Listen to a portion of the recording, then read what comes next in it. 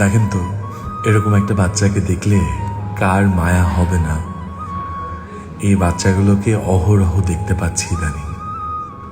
তার মধ্যে যখন এই বাচ্চাগুলোর ট্রিটমেন্ট করতে হচ্ছে, খুব কষ্ট লাগে জানেন।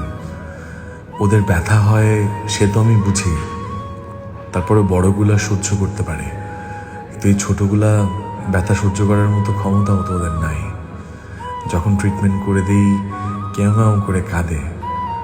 খুব মানবেতর জীবনযাপন করে এই বাচ্চাগুলো। এই বেঁচে আছে, হয়তো কালকে সকালটা দেখতেও পাবে না, কোনো নিশ্চয়তা নাই সেটার।